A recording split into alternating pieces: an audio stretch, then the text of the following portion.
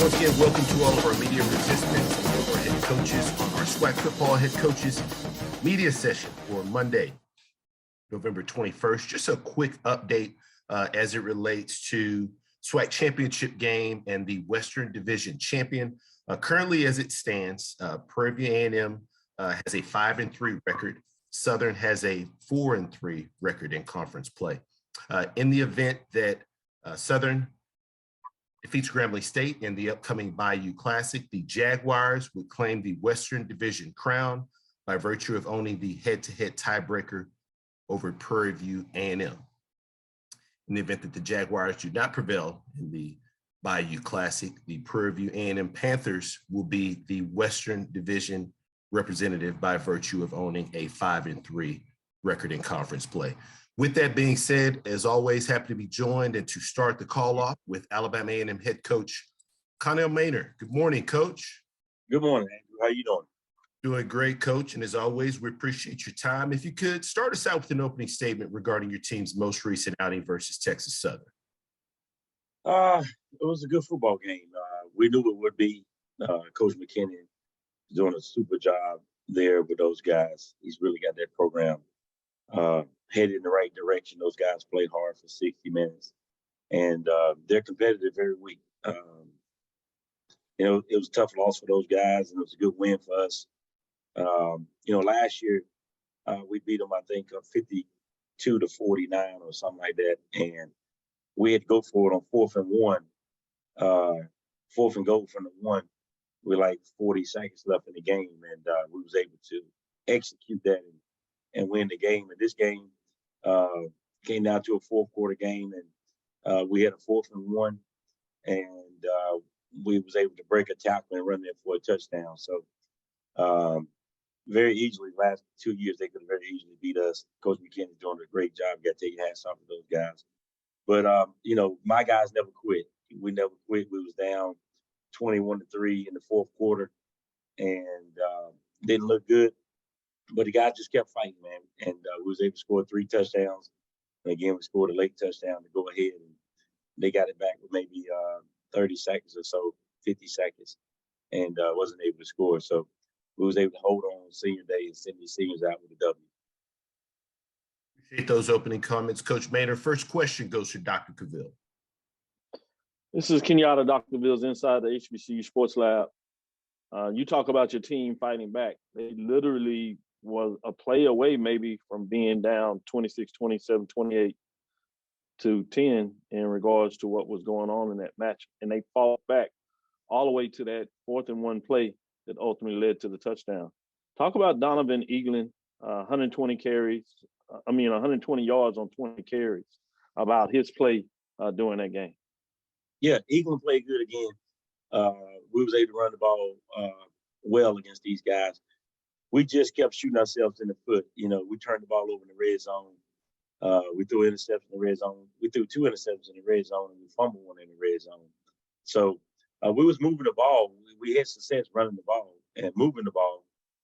We just get in the red zone and kept shooting ourselves in the foot. So, halftime, I just told the guys, they haven't stopped us. We're stopping ourselves. And so if we go out and execute the way we've been executing and just take care of the ball when we get in the red zone, we should be fine. And that's what we did in the fourth quarter. We didn't turn the ball over. We didn't make any mistakes, and we was able to score. But again, as you said, it was 21-10, and Body broke a run. And as he was just about to go across the goal line, he started to switch the ball, and Drayton Terry reached around and knocked the ball out, and it went through the end zone. And that gave us a new life. If he scored that touchdown, the game was probably over with. And so right after that, we went down and scored, and now all the defense had to do was stop them, and we got another score. So that was a huge, huge play in the football game, Body. And he got hurt on that play, so he couldn't come back in the last possession also. Yeah, great point when you break it down in that. Talk a little bit about what a victory like this can do. Obviously, sending the seniors out on a very positive note, but the momentum it takes in terms of the offseason to end on a more positive note versus obviously the alternative. What are the plans in the offseason to come back to lead the program already for 2023? Well, first of all, it was a huge win because we won it. We sent the seniors out, but the way we won it, coming back from behind, being down the whole game, all the guys that's going to return next year understand now that the game is not over, and you got to keep playing for 60 minutes, and we can always come back and still win the football game. So that's going to be huge for our confidence in the future, that knowing that we can come back and win a game when we're not playing our best, and just keep fighting for 60 minutes. But the plan for the program is always the same. I tell my guys all the time, your job is to keep your job. My job is to replace you. So we got to replace these seniors. And then we got to evaluate all the other guys that's on the football program too, and see who's the fit for us, and go forward and get these guys replaced, and take a good, strong look at ourselves, coaches wise, and what we're doing and what we need to do, and get this thing back turned around and head back in the right direction.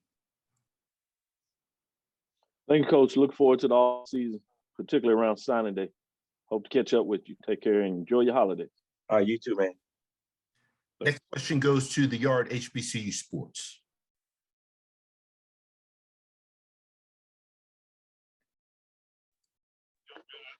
I'm sorry about that, Coach. Had a brief technical difficulty. How are you this morning, Coach? Good. I'm fine. All right. One question for you. What is the one word that best describes your season and why? I would say disappointment, and the reason why is because we had high aspirations for the season, and we want to always be right there in the mix of winning outside and playing for a SWAC championship, and we wasn't there this year, and we didn't get it done. Didn't get off to a good start. Of course, we played some FBS and a good Austin P team, and a very good FAMU team. To get us started off 0-4, which we knew was a possibility that could happen, and it did. But we didn't quit. We came back and won our next 3 games, but then we fell short at Alabama State and then Mississippi Valley, and then of course Jackson, and then we finished it out with a W. So, if you look at it, we're 4-4 in the conference. That's probably right there in the middle of the pack. It's probably only going to be a couple of teams, probably 4 teams with better conference records than us. So if you look at it from that standpoint, we're right there in the middle echelon of the conference. But when you look at the overall record, our overall record is not good because, again, of the strength of schedule that we play. So, if we played 3 cupcakes first 3 games, we 7-4. But we didn't do that. So it is what it is. And, HBCUs, we have bills, man. We're going to have a new turf come next season. We're going to work on some practice facilities, a team room, a weight room. We're going to renovate the Elmore Gymnasium, make it football. And so in order to do those things, you got to have money. And so we play money games so we can upgrade our facilities and make us competitive in the long run. Well, Coach, you kind of touched on it, and I think I want to go ahead and have you elaborate on that a little bit more as it pertains to how I'll only ask this of you because you only know how you guys do it there at Alabama A&M. What is the process that you guys go through in terms of scheduling out-opponent conference games? And you said that, of course, you guys kind of lean towards doing more money games, but and I guess I understand why. Like you said, you need the money in order to build your program. But can you elaborate on that a little bit more? Yeah, well, me and the AD have the final decision on who we play. Now we're not going to play 2 money games anymore. We're only going to play 1 money game per year. Next year we got Vanderbilt. The year after that we got Auburn, and so those are going to be our only 2 money games in the next 2 years. So what we want to do is we want to try to just maybe keep one money game. If we can play SEC opponent, that'd be great every year. But just keep one of those because we don't want to get our guys banged up, our star players banged up, and now we can't win the SWAC or compete for the SWAC. But we also want to have the opportunity to do stipends and upgrade our facilities and help offset some of the costs it costs to run a football program. So it's kind of catch-22, but it is what it is. It's what you get at HBCU. We just don't have the resources and funding that the FBS schools have. All right, thanks a lot, Coach, and good luck during the off season. And hopefully, I'll get a chance to see you next year. Thank you. God bless. We've got time for one final question for Coach Maynor with Alabama A&M. Any final questions for Coach? Coach Maynor, we sincerely appreciate your time each Monday this season on these calls, and we look forward to catching up with you at SWAC Football Media Day. There it is. All right, man. Thank y'all. Thanks for having me, and good luck to everybody. And happy Thanksgiving, Merry Christmas, Happy New Year. All right. Thanks, Coach. Next up, we go to Alabama State. Head coach Eddie Robinson Jr. You see, we have Coach with us. Good morning, Coach. Good morning. How's it going? Doing great, Coach. And as always, we appreciate you taking some time out of your schedule to join us. Coach, obviously no game this past week for the Hornets as you prepare for the Turkey Day Classic there in Montgomery. But if you could just kind of start us out recapping this past week. Yeah, this past week we spent a lot of time, of course, focusing on academics, trying to make sure that the young men are getting ready for finals, which are coming up next week and the week after. So that was the biggest part of it. Of course, definitely had a couple practice days in, got everybody healthy on the same page, and started looking at Pine Bluff to get a head start. So that way the week didn't seem like a short week. So we had a good practice yesterday and kind of got into a regular workflow. Appreciate those opening comments, Coach. First question goes to IC Morrell.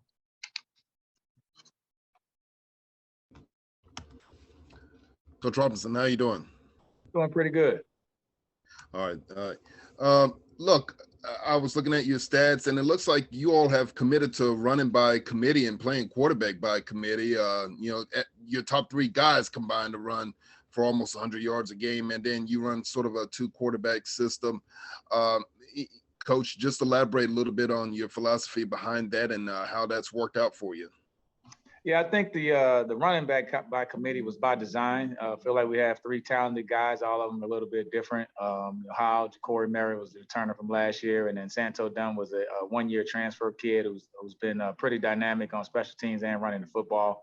And I think the quarterback by committee was just more or less due to injuries with D. Davis. He was a projected starter going into the year.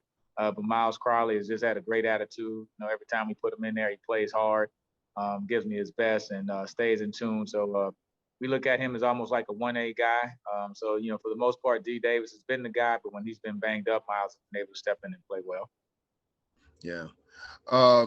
Coach, let me ask you this, and I'm not sure how much you get to choose the opponent or anything, but pretty interesting that you chose Arkansas Pine Bluff this year as your Turkey Day opponent. What kind of led to that you know of? Yeah, well, usually it's this is the 98 Turkey Day Classic. I didn't talk about that in my intro, but for us, that's a huge game. Me being an alumnus here, it's always traditionally we play Tuskegee, and we have a parade. The whole city of Montgomery gets into it, so it's a great time for us to showcase the school and everything. But the contract with Tuskegee wasn't inked for the last couple of years, and so we'll be playing them the next 3 years, starting next year. And so we needed an opponent to play, and it just kind of worked out with Pine Bluff. We was able to move that game, which would have been this previous Saturday, and move it back to Turkey Day. So they kind of helped us out with that. So it was good, and so that's usually we don't play a SWAC school, but it just so happens that it'll be Pine Bluff this year. So. All right, Coach. Thanks very much. Yep. Next question goes to Kendrick Marshall. Yeah, Coach. Around this time last year, you were named head coach at Alabama State. What's this full calendar year been like for you, going from being named coach to this point of the season right now? Yeah, it's funny you asked that. I started looking at all of my notes that I took from last year. I'm more of a guy that I like to go to my coffee shop and spend a little time there and spend an hour or two just kind of reflecting and writing down things. So I went back and looked at all the things that I thought I knew and got a lot of them wrong. And so it'll be good because now I can kind of try to correct those mistakes, me and the staff, and going into it this year, we have a little bit more knowledge. So it was definitely a learning curve. And so something that I knew would be that fact, no matter if you start something new, It's always going to be that learning curve. So it was definitely some things that I expected. A lot of things just kind of came out of left field. Definitely, I feel like we'll be better as a staff next year, and hopefully better as a team, and we can compete, a little bit more aggressively towards that SWAC East championship and hopefully a SWAC championship. But yeah, it was definitely been a learning curve, but it's been a lot of fun, a lot of enjoyable, some big wins and some tough losses. But as we know, that's how it goes. Right, and as a follow up to that, Coach, what's the biggest lesson you think you learned this season, transitioning from being out of football to being a head coach? Probably just relationships. I think my coach, Coach Markham, it was more of a you're gonna get it done or else. And I think now it's with kids these days, Generation Z guys, you got to have a relationship with them. You can work them hard, but if you build a relationship first, and they'll be more receptive to the hard work that you have to put in to be a winning team. And so I think you just have to build relationships on all levels. The kids you're recruiting, the kids you have here, the kids that are good that you don't want to get into the transfer portal. So it's all about relationships with the kids. And if you show them that you care about them and love them, then I think they'll play hard for you. And so that's the biggest thing that I think is even more important now than it was, some 20, 30 years ago. All right, Coach, thank you. Yep. Next question goes to the Yard HBCU Sports. Good morning, Coach. This is Dwayne Nash from the Yard HBCU Sports. How are you? Going well. How's it going? I'm doing good, Coach. You kind of touched on it a little bit earlier in terms of you reflecting on your past year. What is the one word that would use to describe it, and why? That's the one word answer. That a tough. I would say fulfilling. Just because of the excitement of being on the sideline, of leading the D1 program, leading your alma mater, competing against other coaches in the SWAC. Coach Maynard's, those guys. Simmons, all those guys, just competing against those guys. And I guess for me, it was just wondering if we were going to be good enough, if we brought in enough talent to be good enough, because you just don't know. You go out there and prepare and you think you're ready, but you don't know till the game starts. And so, and we'll do the same thing this year. We'll bring in some more talent. We'll get the guys that we have ready to play, and then we'll go out there and you're hoping that it's good enough. But to me, every football season you go into, you can plan to win the championship. That's the goal. You think you got enough people in place, but you don't know until you start, running plays and get out there against competing against the other teams. So I think fulfilling would be a good answer. But as always, you want to do a little bit more, and I feel like we could have did a little better, but we probably ended up where we were supposed to be. Well, you talk about fulfillment, and just a quick follow-up question.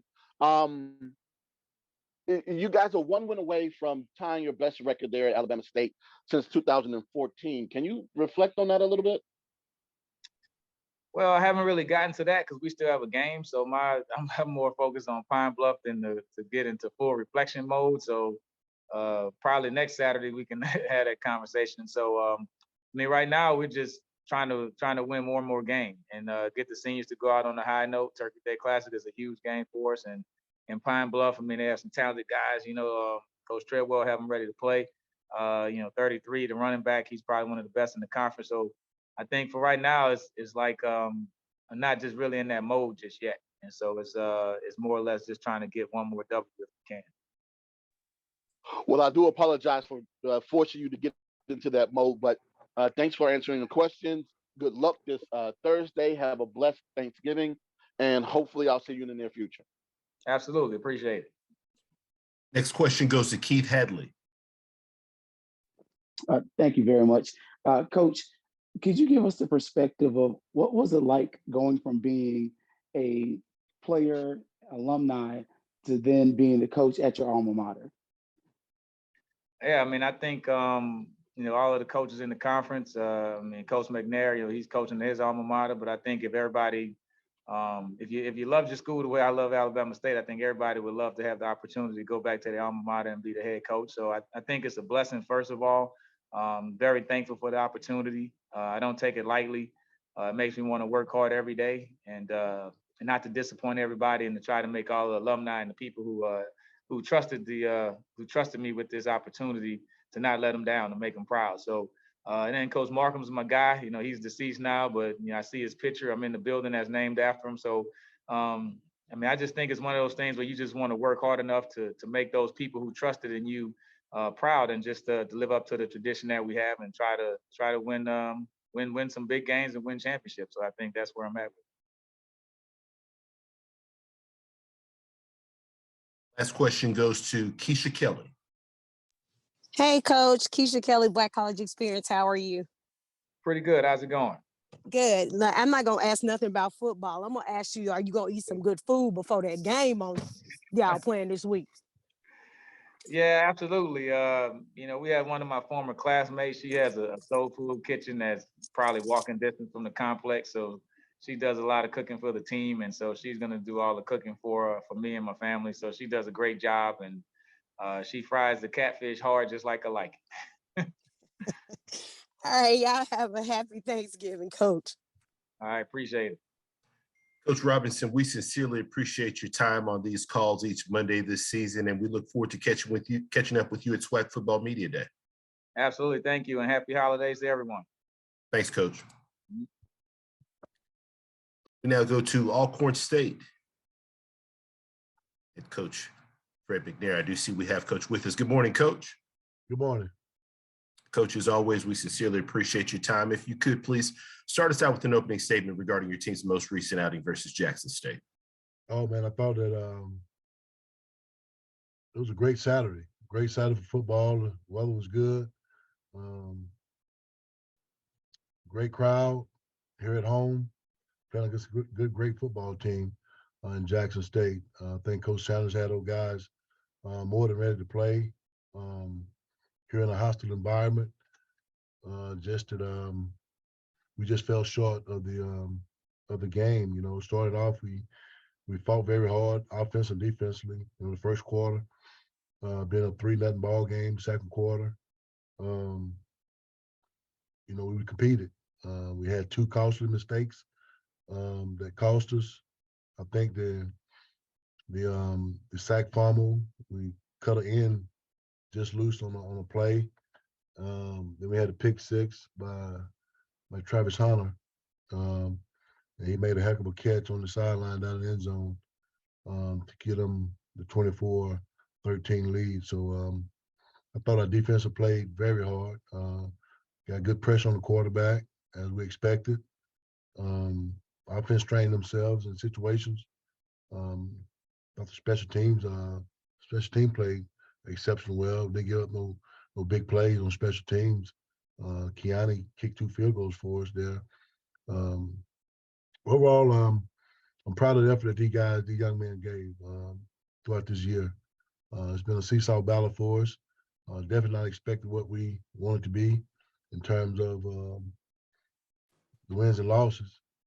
We lost some games that cost the turnovers. We got to get better in that area, not turn the ball over. Other than that, we're in the thick of things in terms of what we need to be at the end of the season, but not really expected this in terms of a coach where we at right now. So just got to get back on the recruiting board and see what we can find and come out and help this program win. It's all about winning. Got to find the right players to fit, and had a lot of recruits on campus on Saturday. I was glad to see that. We reaching out to guys that want to be here at Alcorn State University. But we got to help ourselves too in terms of the upgrade of things that we need to do, because kids like to see stuff. They love to see stuff, and we got to get better at that. So and build a relationship with these players to come here at Alcorn State University. Appreciate those opening comments, Coach McNair. First question goes to Zach McKinnell. Zach McKinnell from the Blue Bloods. How are you doing, Coach? I'm doing good, man. So this weekend, Malachi Bailey had a huge game for your front 7, 2.5 sacks, multiple tackles for loss. Can you speak about his performance and just overall what you thought about the front 7 getting to Shedeur 5 times this weekend? Unbelievable, man. It's nothing they haven't been doing all year, man. They really put on a great performance. The front 7 did in terms of what we need to do to get Shedeur off his platform. Thought we got him off his platform and did those things that we need to do up front. And at the linebacker position, we'll have a real good chance of making him do some things he not normally do, is turn the ball over. So I thought our guys played very hard up front with a lot of effort. Malachi Bailey, he's a machine at work, man. He's the same way at practice. So excellent job rushing the pass and get to the quarterback for him. So they Coach Bradley and Coach Robertson that side of the ball. They do a very good job with the front seven in terms of what we need to do to put pressure on quarterbacks and to get them off their platform. But excellent job defensive strained themselves. Had a couple big plays that caught passes on us. But other than that, they played with a lot of effort and played hard. And one of the biggest transfers to you guys this year was Jarvion Howard. Finishes the season leading the SWAC in rushing yards. Can you speak to a little bit about his development throughout the year and what you're expecting from him going into next season? I mean, I have nothing but big things next season, man. We just got to get better up front and create some more lanes for him to run. And that's going to be our biggest thing that we're going to address the offseason. We got to find some machines up front to kind of complement him and things that he does so well is rush the ball. We just got to get better up front with our front guys and open up some holes for him. Same way with the other running backs as well, Nico Duffy and Leatherwood. We got to get on the recruiting trail and get some better guys that's going to come in and move people around for us. So that's one of the positions that we're really going to address during this offseason. Mid-year signing as well. So got to get better up front. I appreciate you, Coach. Next question goes to Charles Bishop. Good morning, Coach Mondale. How are you doing? Good morning. I wanted to ask, although Travis Hunter did make some plays on defense, you guys did not shy away from going at him in that game. Did the coverage dictate that you go to that side, or how exactly did you all game plan going against the Jackson State defense? I guess the quarterback, did a real good job of doing the things that we asked him to do during the course of practice. They played a single high safety for the most part of the first half. We started hitting them on some long passes and we make some plays. The biggest thing was, just give our guys a chance to catch the ball as a quarterback, And I thought that Trey did a great job of giving us a chance to make plays, whether it was on Hunter, whether it was on Shiloh or whatever corner they had out there, It's just opportunity to make some plays. It's just the opportunity presented himself to where the coverage dictated where the pass was going to go. So I thought that we found the thing that where the quarterback made the right reads, except on the pick six that he threw to Hunter for the 44-yard interception return. I think that was a costly mistakes, and which he should have went to the opposite side because the safety did exactly what we expected him to do. But he threw it to the strong side where they rolled up on.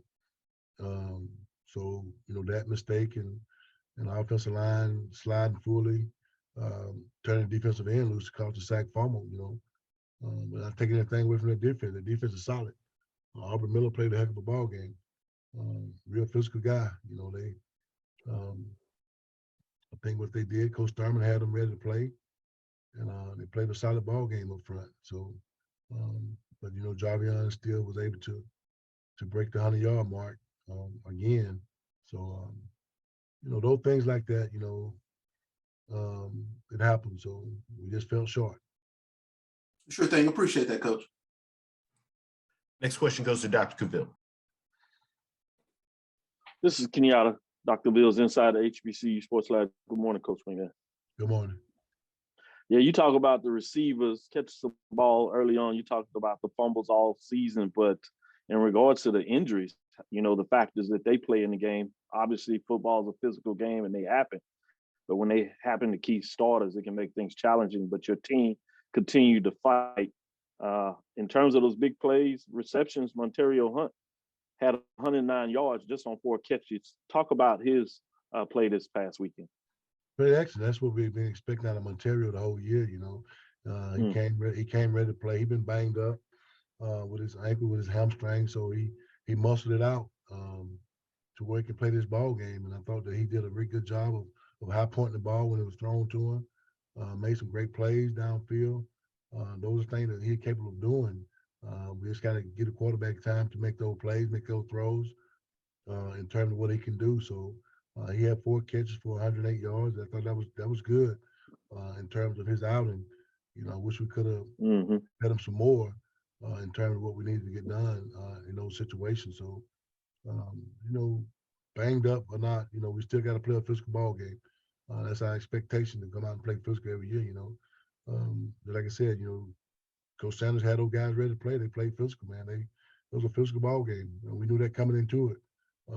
How physical it's gonna be is just who's gonna make the most plays is gonna win the ball game. And I think they did. They made 2 more plays bigger than we did.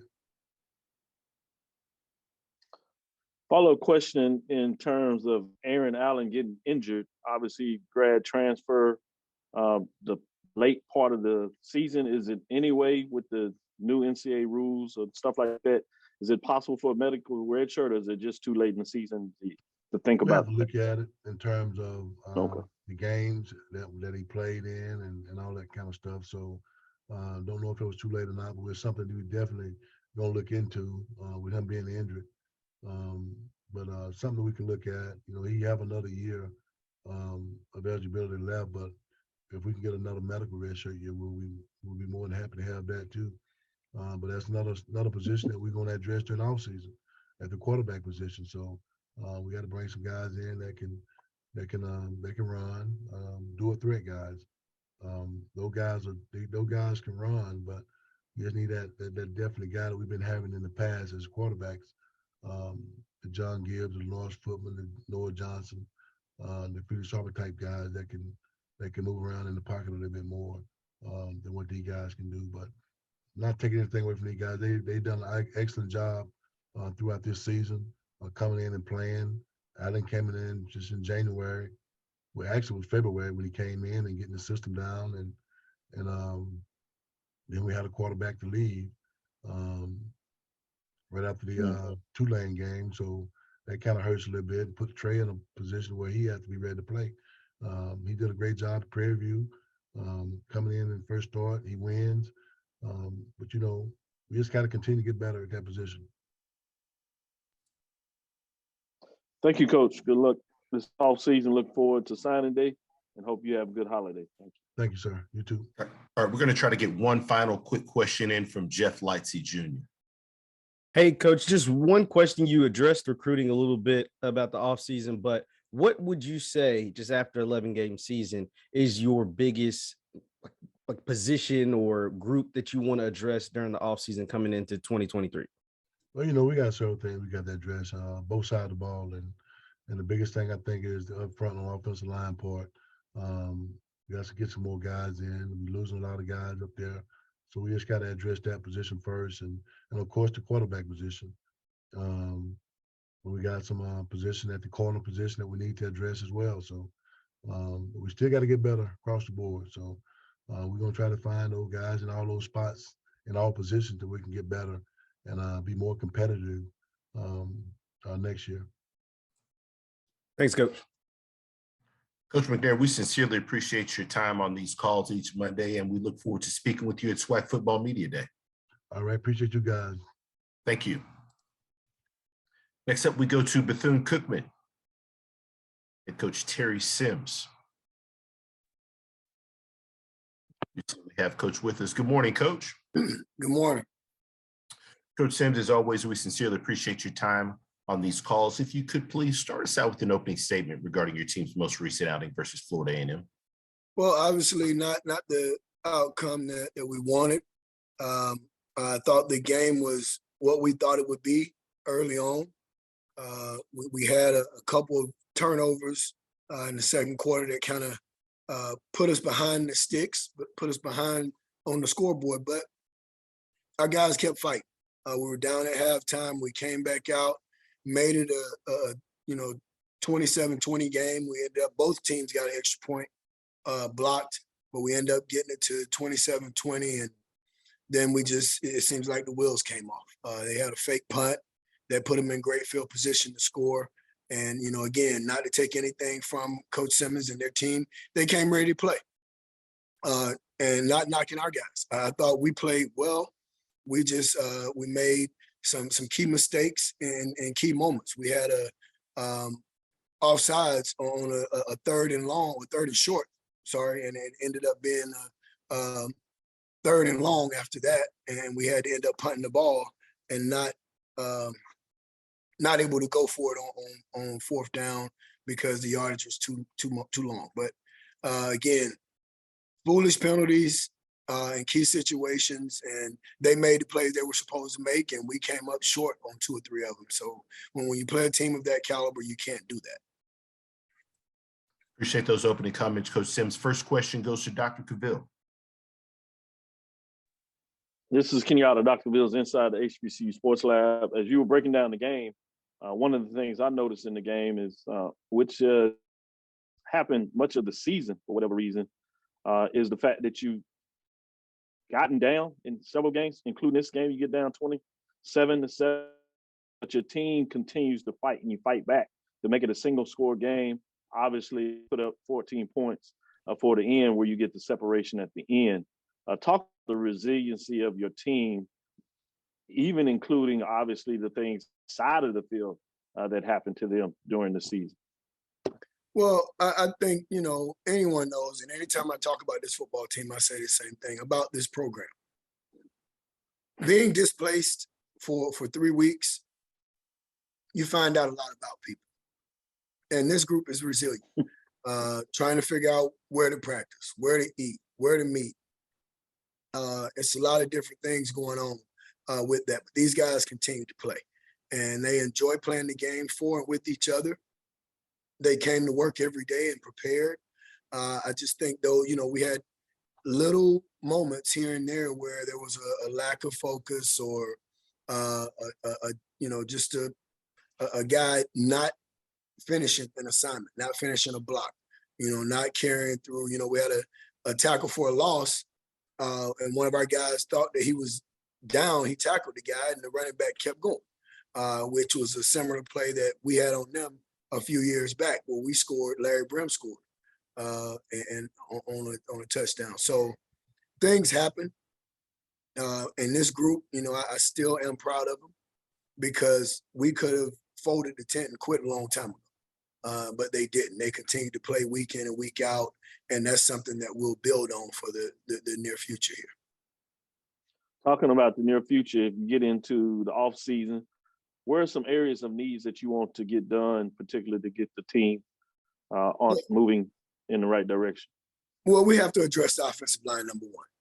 We were depleted this year, had a lot of guys hurt, but we have to go and make sure that we address the offensive line situation and our linebacker situation. Those are 2 key areas that we have to address early on in recruiting, and we will. We'll address those areas, right now, and make sure we get guys in here that will be able to not just add depth. We're going to recruit starters, guys that'll come in and be able to make some things happen for us. So that's what we want to do first and foremost, and we'll build from there. We have some things we have to do in-house, and we'll get those taken care of and move forward. Thank you, Coach Sims. Look forward to the offseason, particularly around signing day, to catch up with you and talk a little more football. Thank you. Next question goes to Dwayne Nash. Good morning, Coach. Dwayne Nash with the Yard HBCU Sports and Hero Sports. How are you this morning? I'm great. And you? I'm doing good. Just a quick question. What is the one word that will best describe your season and why? I think we just talked about it with Doc. Resilience. Resilient is our word. We never quit. These guys didn't quit. We could have, again, folded the tent and packed everything in, and it could have been ugly week in and week out, but it wasn't that way because these guys continue to play. Our equipment folks, our video folks, trainers, everyone continue to pour into this team and work hard to try and make things work for us. Now, I know that your program has gone through some things this season, but at the end of the day, the result of the season is very similar to your first in the SWAC, and it's most definitely not something that you or your program is enjoying at this moment. Would you still say that you're still transitioning over into SWAC play as of right now and making adjustments, or what is it that you believe that you need to do in order to get back to what people remember, especially there in Wildcat Nation, and things of what they're used to seeing you do?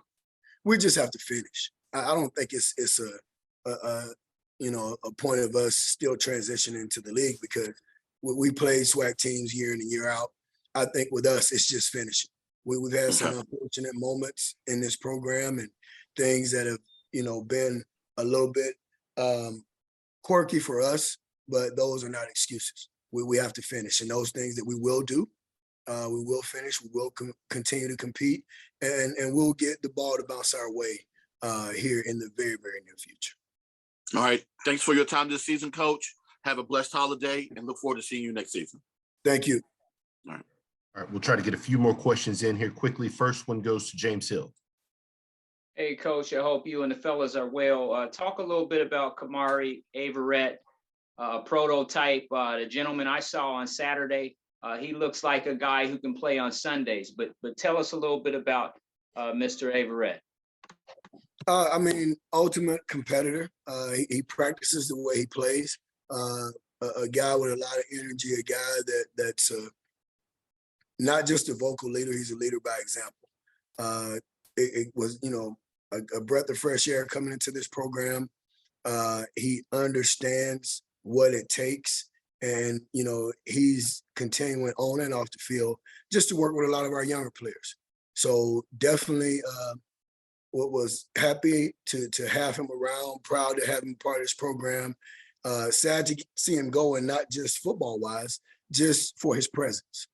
And I think he has a very, very bright future ahead of him. Coach, in terms of guys who graduate and get degrees, you champion that every year with your program. Talk a little bit about the opportunity guys have and guys are graduating and moving forward.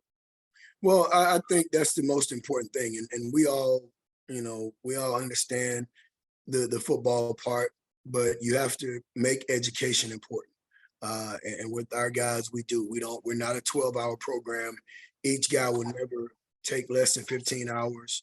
And we don't say you take 15 hours in case you have to drop one. We take 15 hours to take 15 hours. A lot of guys take 18 hours around here because we want to be in a position to graduate and still have eligibility there. And that's one thing that I always talk to them about. They can't take your degree away from you. Once you master that and you have your degree in hand, it's yours. And you need to be excited about it. You need to be serious about it. And we make sure that they focus on academics as much as they do athletics. We treat class attendance, we treat study hall, we treat study group just like we do practice and games. If you're not going to make it that important, then this is the wrong place for you. Thank you, sir. Have a blessed holiday week. Thank you. Next question goes to Ken Rashad. Coach Ken Rashad, HBCU Sports. I want to talk to you just a little bit about recruiting, as you alluded earlier, as you head into the offseason.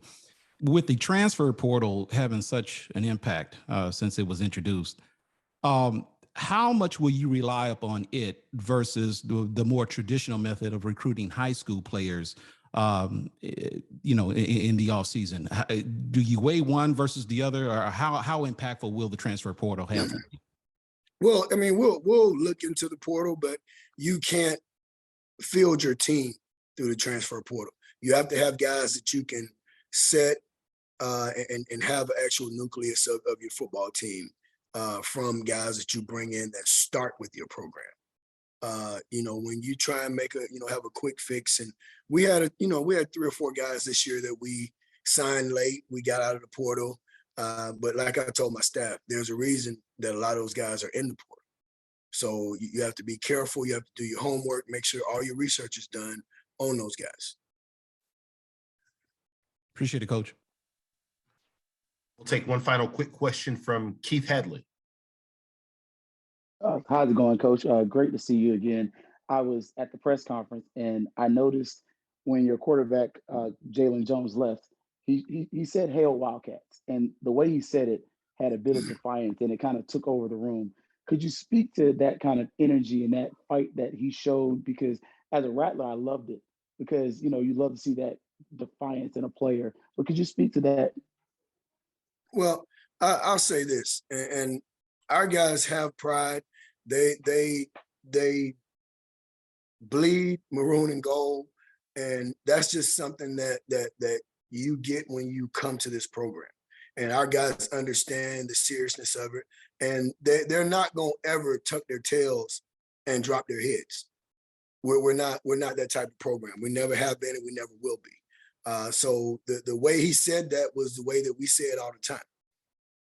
And, you know, there are a few things that we always do before we start anything and after we finish everything.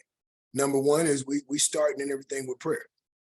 And you give thanks not only just to God, but to our founder. We talk about that. These young men need to know why they're here, why they have the opportunity to be here. We're not just teaching them football. And I tell them that, and I tell every parent that. If all I teach you while you're here is football, then I'm wrong. So we're talking to our guys about being proud of who you are and where you come from. And that's just what it was. He's proud to be here. He's had a long journey. He's been at some other programs, but he has found a home here. Coach Sims, we sincerely appreciate your time each Monday on these calls, and we look forward to speaking with you at SWAC Football Media Day. Thank you. Thank you. Next, we go to Florida A&M. Head coach Willie Simmons. Have Coach there with us. Good morning, Coach. Hey, good morning, everyone. Coach, I realize we're a few minutes behind schedule, so we do appreciate your patience. Coach, if you could please start us out with an opening statement regarding your team's most recent outing versus Bethune-Cookman. Well, tell Coach Sims I'm not going to hold it against him that he had us running over today. No, it was a really great game, great environment, 55,000+ fans down in Orlando. That's why we feel it's the greatest rivalry, you know, in Black college and the greatest classic in all of college sports. But just a great day. Our guys really ended the season on a great note. Obviously, we didn't know it was going to be our last game. Hope that we would get an invite to the FCS playoffs, but being that it is, we sent our guys out the right way. You know, guys like Xavier Smith, Chris Fadoul, even Isaiah Land, even though he didn't get to play the game, just to send those guys out as winners. They can say they won their last 9 games they have found. They, you know, continue the trajectory that this program is on, and really is painting a bright future for our program. That's really what we wanted to do. And so just tip my hat to those guys. Again, tip my hat to Terry and the job that they've had to overcome this year in a hard fought game. And but again, just happy for the guys. Appreciate those opening comments, Coach Simmons. First question goes to Dr. Cavill. This is Kenyatta with Inside the HBCU Sports Lab. Congratulations on season. I was much like yourself, disappointed in terms of not being able to get the at-large bid to the playoffs. But I saw a video where you spoke to your fans, particularly speaking about the great season, thanking them for their support, obviously, but the fact that you would make some moves or whatever to make sure that this doesn't happen again. I think that was a little bit about scheduling. Can you expound on that? And in that, is there a framework in terms of the Classic with Jackson State and FAMU? Will that game stay on that date in terms of Labor Day, or is there discussion to move it? Well, one, the message to our fans was more about just thanking them for their support. And, you know, me saying that this won't happen again, it really didn't speak to our scheduling methods. It spoke to, you know, us as a program doing what needs to be done to ensure that we control our own destiny. And that's what the vision is here at Florida A&M. And so, you know, as far as the scheduling goes, a lot of that stuff is done years in advance. And so we have a scheduling philosophy here. Don't know if we're in a position to change that as of today or in the near future. You know, we just got to control what we can control. And so as far as the Orange Blossom Classic, it's a game that we enjoy being a part of. There have been some discussions. There's one more year on the contract, I think, with Jackson State obligated to it. And then after that, we'll assess who the opponent will be moving forward. You know, we want to keep the game. We want it to stay in the SWAC, but maybe look at some ways to where it's not, where it doesn't have conference ramifications that early in the season. So, you know, but again, we'll definitely assess those things once our new AD, Tiffany Don Sykes, gets in and we're able to talk about the long-term vision for our program. back to the game. Last question I have for you is closing out the season with Jared Musa in terms of the big game he had in a lot of ways, 195 yards, 2 touchdowns, but solid in terms of spreading the ball around to different receivers, catching a touchdown on the play there, and just his maturation in terms of learning how you like to see the game played. Talk a little bit about what he was able to get done in that game. Yeah, I thought Jeremy played his most complete game. We didn't have many snaps, probably the least number of snaps we had all season, but was 15 to 19. Missed a couple of throws there, but as far as his reads, was pretty spot on with his reads, with his timing. Missed a couple of throws high a little bit, but other than that, I thought he played a really, really sound game. Took a shot there on the big touchdown pass to Xavier in the ribs and had to come out for a series. But came in and gutted it out. And so just looking forward to his continued growth and development. The guys voted him as one of our team captains. And so he's definitely one of our unquestioned leaders of the team. The guys feel really good knowing that he's in there playing for him. He's a hard worker, smart young man, and his best football is ahead of him. So I think the future is very bright here with Jeremy Moose at the helm. Thank you, Coach Simmons. Look, off season, enjoy your break. Hope to see you during signing day to talk to you a little bit about football as you move forward. Thanks, Doc. Next question goes to James Hill. Hey, Coach, how you doing this morning? Hey, James. Hey, pretty good. Back-to-back Florida Classic victories. Is it sinking in? What's the thought process? And when you walk past those 2 trophies, what do you see? Well, it'll sink in on Thursday when I'm at the dinner table and my family's like giving me hell. So, that's when it really sinks in. But no, it's a great win, and we all know how important this game is. There's old saying that they'd rather go 0-10 and win the Classic than to go 10-0 and lose the Classic. So again, the fact that we're able to win it and have a great season on top of it, really just icing on the cake. So looks good seeing that trophy there, the trophy case in the lobby. And we feel that's what this is rightful place, and we want to do everything we can to make sure we keep it there. Coach, on Saturday, it looked like I was covering a playoff team. To not advance to the playoffs, talk about the loss that is for the greater picture, for everyone else out there not to see FAMU play football. Well, I think it's a slap in the face to all HBCUs, right? That we're all worthy team. We're, as of today, the 20th ranked team in the coaches poll. So the guys that coach football, that watch football, that vote on our teams feel that there are 19 teams in the country that have a stronger resume than we do. But the powers that be felt otherwise. And there's some teams that got in that were ranked higher than. There are a lot of teams that got in that we have a lot more wins than. So I think it's a slap in the face to all of us at this level, at the HBCU level. And hopefully that it resonates through our community and that we, speak up like we always have about injustice to our people. Have a blessed day, Coach. Thank you, Jim. James. Next question goes to Kendrick Marshall. Yeah, Coach, you mentioned how disappointed you were not to make the playoff. Is there anything that you would possibly be able to suggest changing about the way in which teams for the playoffs are determined and kind of like how they are weighed against each other? Well, again, it's voted on by a selection committee. And so I think that's a question for the committee.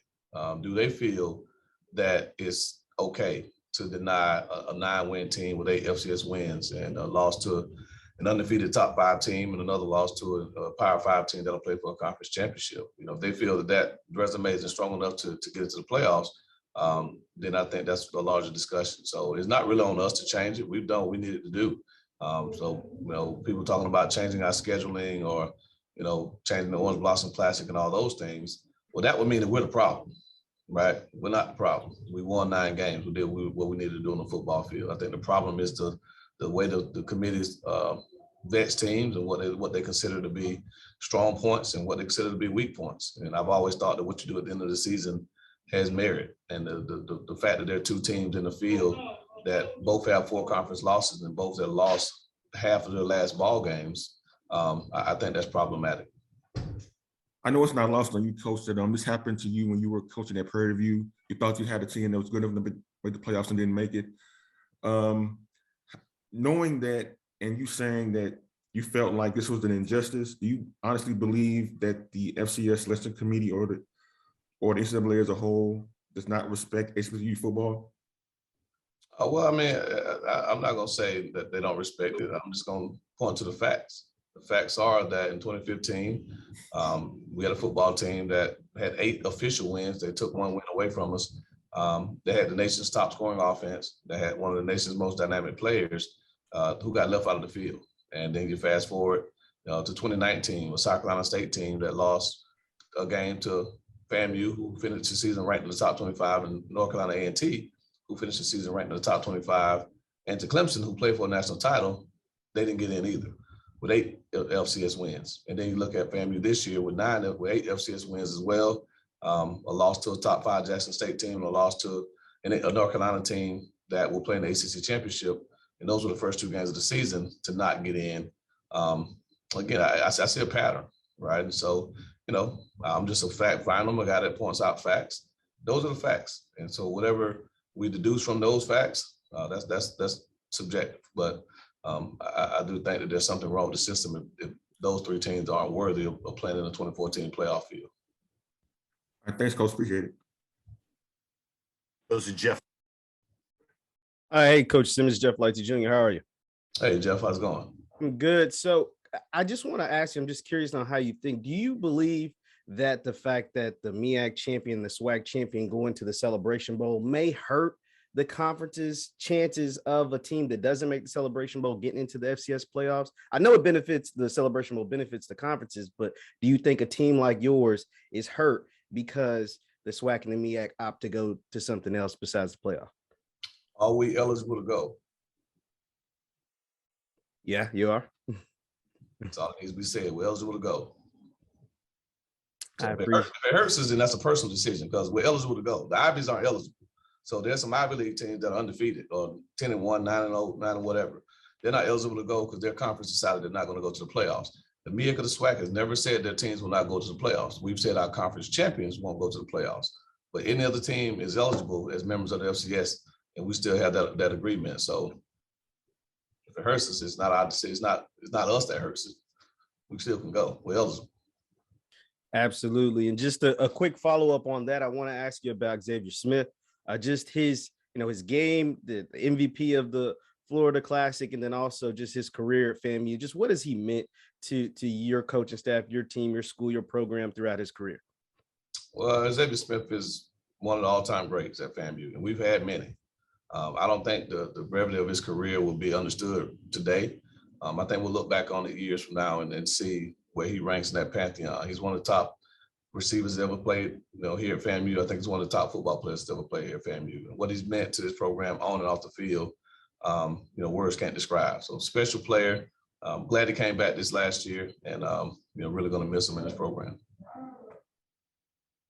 Thanks, Coach. Appreciate it. Next question goes to Charles Bishop. How you doing, Coach Simmons? I'm good, Charles. I'm good. How you doing, brother? Oh, great, man. And first, I want to commend you with regards to the statements that you made in regards to the playoffs. Very powerful statements. Obviously, Florida A&M trajectory of the program is off the charts. And I just wanted to ask, what are some of the needs going into the offseason for the Rattlers? We need to catch Jackson. That's what we need to do. We need to figure out a way to slow that train down that's up there in Jackson, Mississippi. But no, we're going to just continue to grow the program. Obviously, recruiting is a huge part of building a program.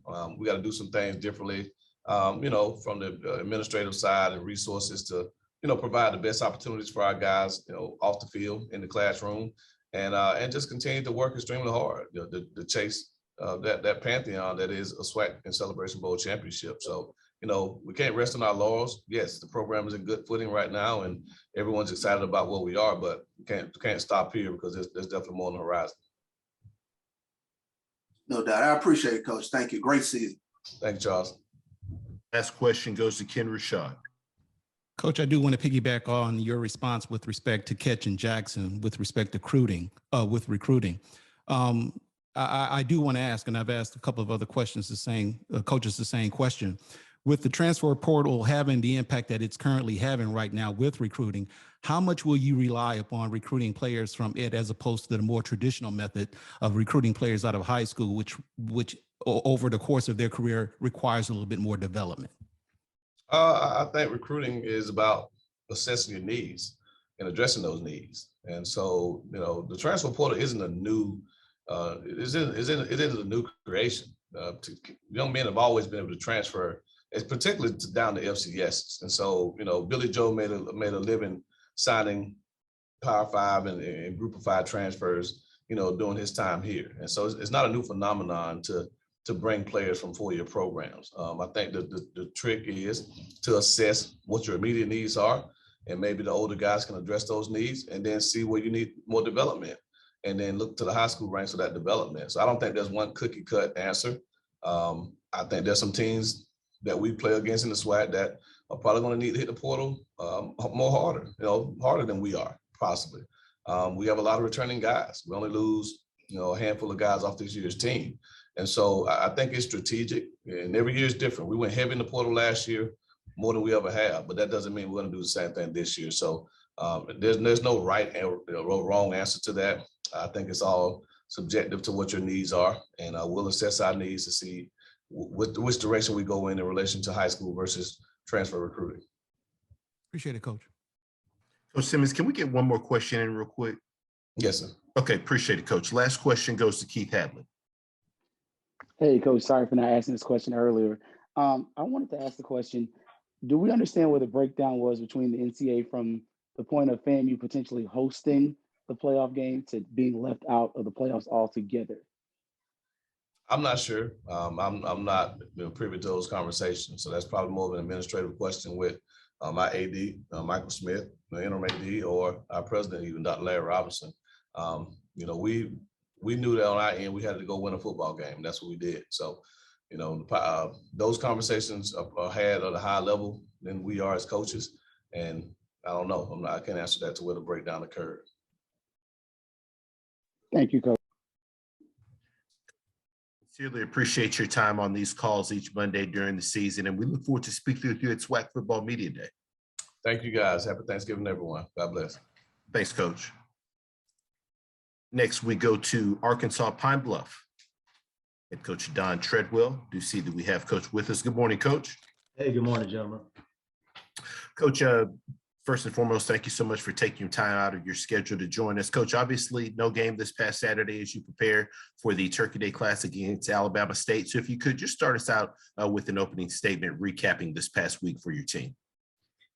Well, on the bye week, there's always that fine line, and you're trying to measure how much do you do and making sure you don't do too little. So to make a long story short, we gave the young men a couple of days off, certainly after the last game in particular. And then, started fresh maybe about midweek there. And like most weeks, Sunday yesterday was off for them. And we'll hit it again today. Today's kind of like a Wednesday, Thursday combination. Tomorrow will be a true Thursday type practice. And then we hit the road on Wednesday to head to Alabama State. Appreciate those opening comments, Coach. First question goes to Dr. Cavill. This is Kenyatta with Dr. Cavill's Inside the HBCU Sports Lab. You talked about the preparation for this week. Where there are some injuries that some players maybe being able to heal and get back on the field, or are those injuries the type that were season-ending type of injuries? I think anytime you have that bye week, it does lend itself to allowing, young men that, and it doesn't even have to be an injury, but just, the normal bumps and bruises and the wear and tear of a season, as you guys know, man, in a physical conference that we play in, it can wear on the body a little bit. So I think it would be more so just the young men that have continuously played and performed, game after game, just giving them a couple of days that you were able to do or afforded to do because of somewhat of a bye week. It's not a full bye week, as we know, because we do play on Thursday, but I do think that does help. And even from a mental standpoint, as you guys know, the season can certainly take a little bit of a toll. It's sometimes nice to be able to sit back and take a breath of fresh air and then kind of come back in and refocus as you move forward. Follow-up question will be, when you took over, you talked about the fact that you need really a off season. Any coach needs an off season to really change significantly that you do on the football field, whether it's offensive, defensive, even special teams. But with a little more time and being able to see some things over the last couple of games, do you have the ability to make a couple of key changes that you think are helpful in this game? Or do you just kind of have to push through and really do what you have tried to do best for your team previously? Well, I'll give you credit. The question you asked, you answered it pretty well, okay? Because it's a combination of really what you just said. It really is. Thank you. You know, there's that fine line where you don't want to, what's the word, disrupt the apple cart to a degree, because certainly the kids have, you know, been ingrained a little bit, if you can imagine, for, you know, a couple of years now in a certain system, especially offensively. And so you just are a little bit careful you're going to tweak some things, don't get me wrong, because you still want to keep growing the team. And we've done a little bit of that, you know, each week and trying to do that. But we've also kept to the base a little bit of at least what they know and hopefully what they can execute. Because at the end of the day, that's what you're looking for, is the production of Saturday, them playing confidently. And most coaches will tell you they play a lot more confident when they know what they're doing. Thank you, Coach. Good luck this weekend. Thank you. Next question goes to James Hill. Hey, Coach Treadwell, I hope you and the fellas are well. Talk a little bit about going into the Hornets' nest, if you will, Thanksgiving game, the challenges Alabama State presents and what that can look like. Well, you know, one thing we've learned, you know, just being in this conference, and now that I've been in it, you know, about maybe 2.5 seasons, if you will, with the COVID time, is every week presents a challenge. You know, one of the wonderful things about our conference is it's very competitive. So that being said, every game, you know, you have to get up for, number one, as a coaching staff and certainly as players. And as you guys know, anytime you're playing away, that also, you know, can present a challenge, but it also should be something that our young men should look forward to as we go. Looking at Alabama State, because, you know, you've had a couple of extra days, that type of thing. I know defensively, you know, they certainly feel, our defensive staff, that they have their hands full because, number one, like any offensive team, if your quarterbacks are special, you got a chance for the rest of the offense to be special. And they have a couple of really, you know, dynamic, in our eyes, quarterbacks. So that in itself presents a challenge because, you know, you're not just one-sided. Both those young men, if they rotate in a QB, are able to hurt you with their arm and their feet. So that's a big challenge. Defensively, I think on the other side of the ball, offensively, our offensive staff has said a number of times in watching this program that, boy, they are extremely well coached defensively, because they don't just present one structure of what they do. They have the ability to, I guess the word would be flexible enough that if one thing, they have a plan A and a plan B, let's say it that way, that they're not just limiting themselves to, hey, here's the plan and it's going to work against everything. They do, in our opinion, a great job through the course of the game, adapting to what they need to do defensively. And that's easier said than done. So our hat is off to them on, you know, how they coach their young men to be in the right positions, no matter what they're using schematically. Coach, Skylar Perry and Mr. Britton, they're special. Just talk a little bit about your potent offense. You guys can throw it around, you can run it, and you guys have a lot of things you can do. Well, those are certainly two of the highlighted men, you know, that give us a little juice offensively. None of that, though, I'd be remiss if, you know, we didn't talk about where it starts, and you guys know where I'm going with this, and that's those guys up front. And you guys had mentioned them, I think maybe three or so weeks ago, about, you know, that group kind of having been groomed a little bit more, and a little more togetherness and a little more ownership and leadership, if you will. So it does start there because, as you know, you've got to create some kind of movement at the line of scrimmage to run the ball. And Kayvon would be the first. Matter of fact, I think he's always expressed that in talking to the media. His hat is off to the O-line. And by the same token, when you're looking to throw the ball, you got to protect the quarterback. So those two things are the standard of what you're trying to do. But then, as you guys also know, a special athlete, which those two young men are, they don't always have to have everything blocked just perfectly either. You know, they just have I guess the word is often used, they have the ability to create. And both of them have shown that they can do that on any given day. Certainly Skylar being multiple as a quarterback who can throw and run, has legs to get you out of trouble. That's a big positive. And then Kayvon doesn't really have to have a big hole all the time. He just has the ability to make people miss just because he is a very talented young man. Coach, in closing, is pregame meal turkey, or do you eat the turkey dinner after the game is over? I would say for us, probably you're looking for it after, might be a little bit better than pre, so we don't load up with too many carbs there, due to the fact that we actually play on Thursday. Thank you. Have a good week. You guys have a great one too. Thank you. Question goes to IC Morrell. Coach Treadwell, how are you doing?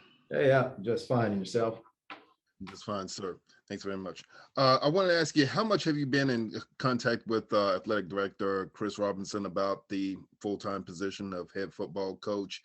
And what do you think, despite the 3 losses, what do you think you've been able to prove as a head coach up to this point with this program to try to get it in the right direction? We haven't dwelt on any of that, me personally or collectively. The whole focus, as you can imagine, I think I mentioned it when we first made the change and I became interim, it's just really to be here to help our young men through this process and try to keep their focus one game at a time, one practice at a time. In order to do that, you don't want to shortchange them at all. So you've allowed, or I have, and I believe our staff has, we just have maintained the focus on the players, how we can continue just to develop them, even behind the scenes, not even just X and O wise. We've got like a lot of staffs, we've got tremendous group of men here that have invested, if you will, in these players, and they have continued to do that. So my hat is really off to our coaching staff. They continue to do that. I think I mentioned to you guys the leadership within our team, captains, the seniors, they've continued to move us forward. So we don't dwell on any of that, talk about any of it. We just keep one game at a time, and we've got a game coming up this Thursday, and that's our only focus at this time. Coach, have you given a lot of thought that not only is this Skylar Perry's 43rd or 44th game as a golden line? I mean, boy, how many college football players get to play that many games? But this is it for him. This is a guy who's been a starter for 5 seasons. Again, 43 or 44 games that he's at least played. He's made his mark as a golden line. How do you put that into words? I don't know if you can. It's one of those that when that final game is done, I'm sure he will, and all of us that have had the privilege of working with him will, kind of sit back and, reflect, if you will. And it may not hit you right away. And you guys have all been there. We all have, when you finally hang up those college cleats and, reminisce a little bit.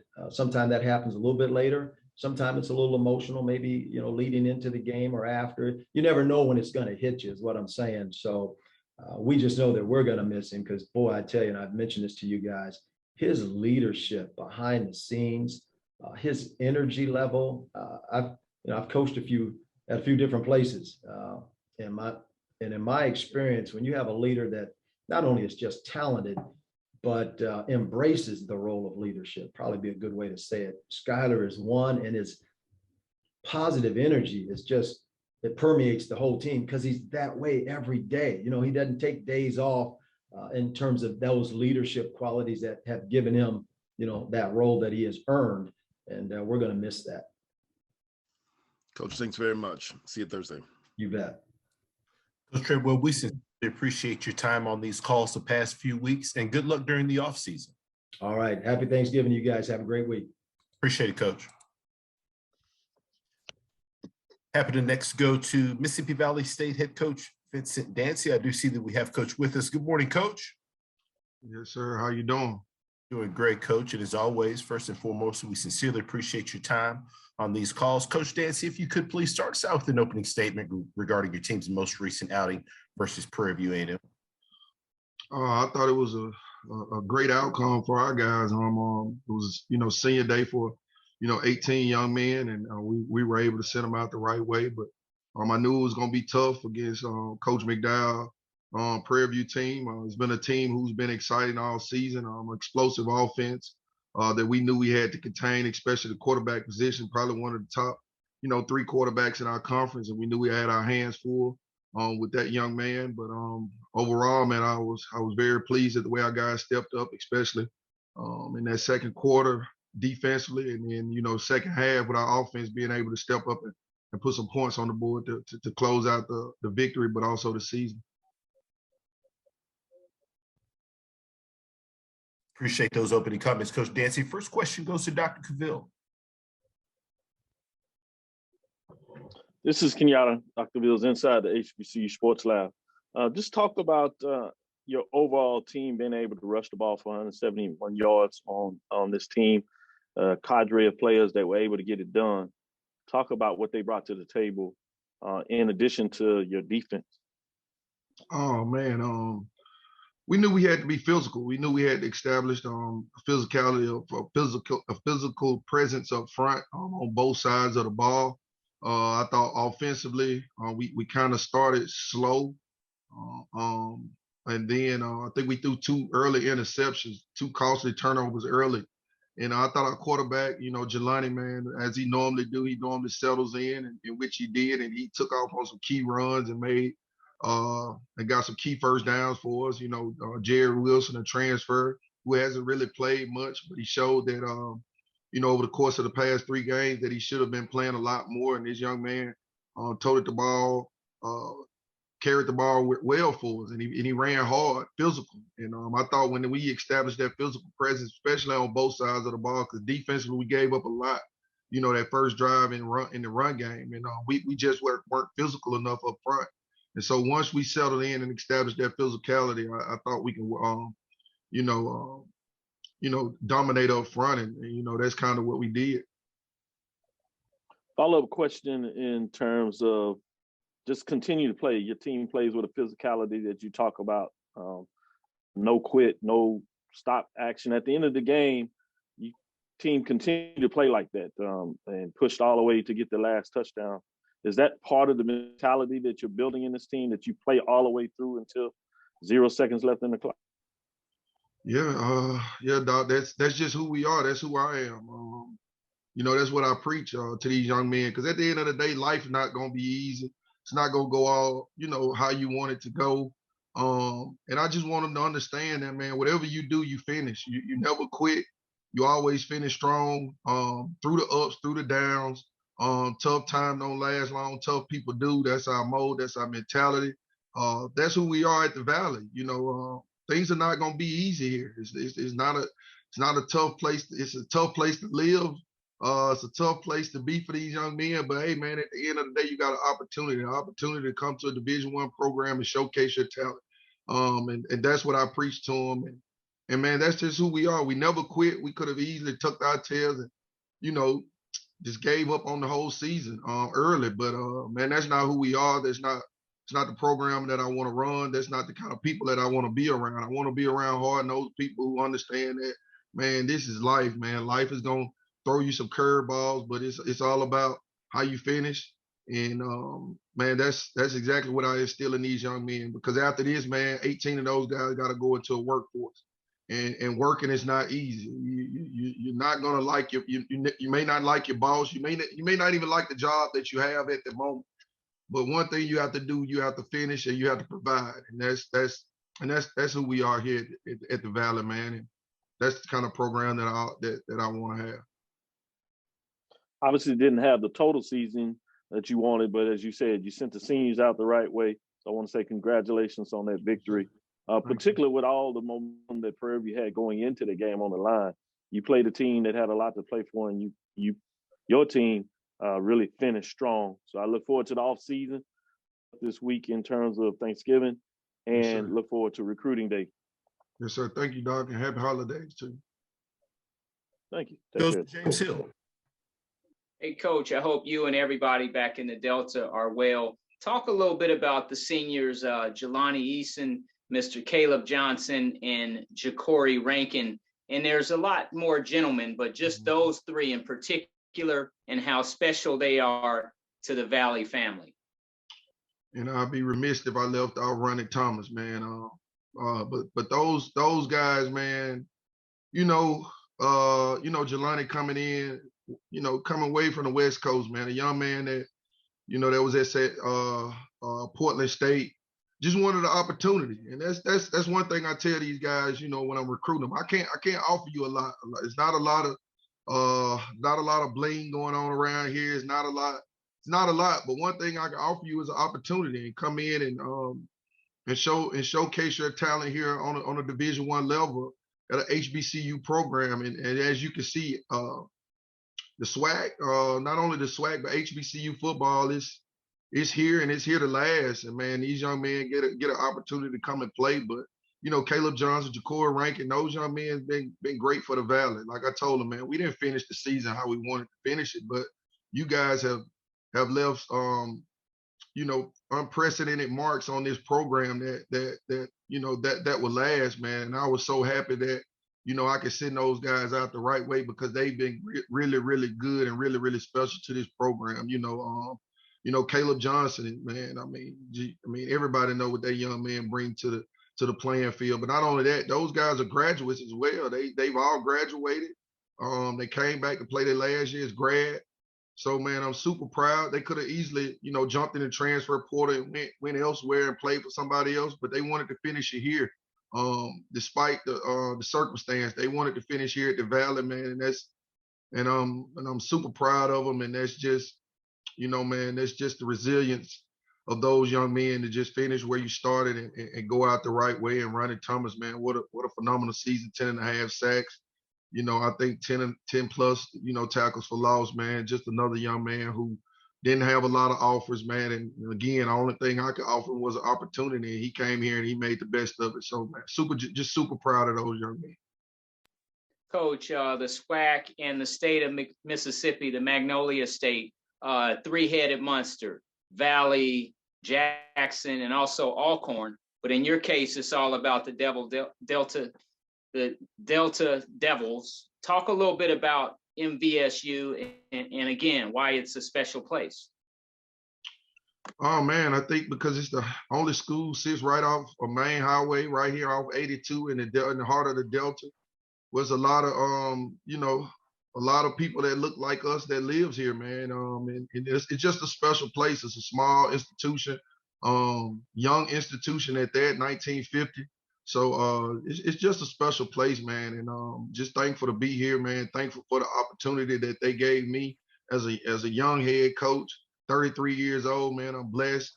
And just I just appreciate, the opportunity at hand. I think it could be a gold mine here. I think it's a lot of things that if we change and do the right thing and provide for these young men and young women here, especially in athletics, man, it could be a special place, and it could be a great institution for athletics, and it just start with resources, and we can, come up with the way to, to build this program the right way and build a program, like I always say, man, it could be a special place here in Mississippi in the Delta. Thank you, sir. Have a blessed week. Enjoy your turkey dinner and your holidays and your off season. Yes, sir. Thank you, Mr. Hill, and same to you. Last question goes to Zach McKinnell. How you doing, Coach? Zach McKinnell from the Blue Bloods. Yes, sir. How you doing? Not too bad. You guys outscored PV 27-0 in the second half. What were the biggest differences between the first half performance and the second half, and what changes did you guys make at halftime that led to that huge second half y'all had? Well, I thought in the first quarter, man, they came out with more intensity. They had more energy than we did that first quarter. They just took the ball and they ran it down our necks on the first drive, and it was just two adjustments that we made defensively. Only two. Just I got on them real good. That was one, and then the second one was just closing in some gaps that I knew that they was running the ball in. And defensively, we stepped it up. We made some big time plays, man. We caused 4 turnovers, and I think 3 of them were just fumbles on some big time hits from our guys, and a pick 6 later. But offensively, just came in and talked to our guys, and talked to the quarterback and told him, I'm gonna ride it out with you, man. This is your last year. Don't worry about the interceptions that were thrown. I'm not worried. Don't you be worried. You go out here and lead this team like I know you can.